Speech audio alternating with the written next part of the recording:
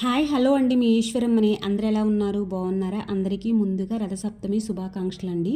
రథసప్తమి పూజలో చేసుకునే వాటిలో ముఖ్యంగా మనము చిక్కుడుగాయలతో చేసే రథాన్ని అయితే చేసుకొని స్వామివారిని అయితే దాంట్లోకి ఆహ్వానం చేసుకుంటాం కదా.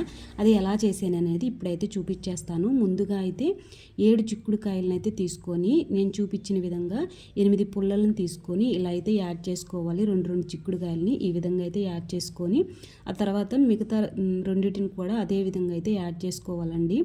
ఆ తర్వాత వాటి మీద మనము 4 పుల్లలను అయితే పైకి నేను చూపిస్తాను. అంటే ఎలా చేయాలనేది చెప్పడం కుదరట్లేదు, కానీ మీరైతే చూస్తే మీకు బాగా అర్థమవుతుంది.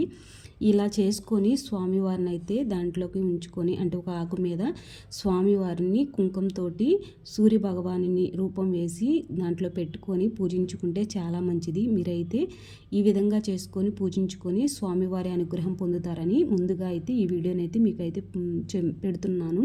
చూడండి నేను ఎలా చేస్తున్నాను అనేది మీరు గమనిస్తూ ఉండండి. ఇంక ఇలా చేసుకొని నేనైతే అంటే విత్తనాలు అవి ఉంటాయి కదా, పప్పుల మీద గుచ్చుకుంటే స్ట్రాంగ్గా ఉంటుందండి. అలా గుచ్చండి.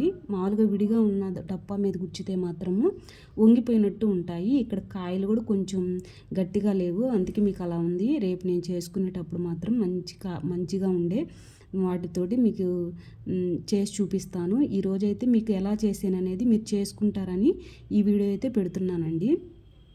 చూడండి ఎలా చేస్తున్నాను అనేది ఒకసారి గమనించుకొని మీరు కూడా రేపు చేసుకోండి.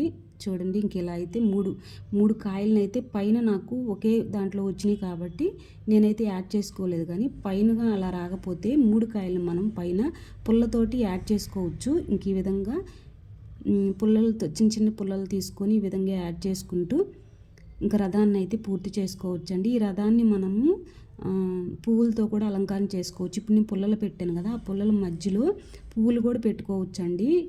అంటే మనం నిలబెట్టిన పుల్లలు ఉంటాయి కదా, వాటిలో పువ్వులు కూడా యాడ్ చేసుకోవచ్చు. నేనైతే ప్రస్తుతానికి పెట్టలేదు.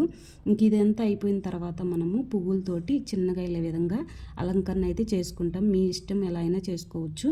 ఇంకా తర్వాత చిక్కుడుగాయలకి పసుపు కుంకుమ పెట్టి స్వామివారిని ఆహ్వానించుకుంటే రథం అయితే మనకి రథసప్తమి రోజు చేసుకునే రథం అయితే పూర్తయిపోతుంది.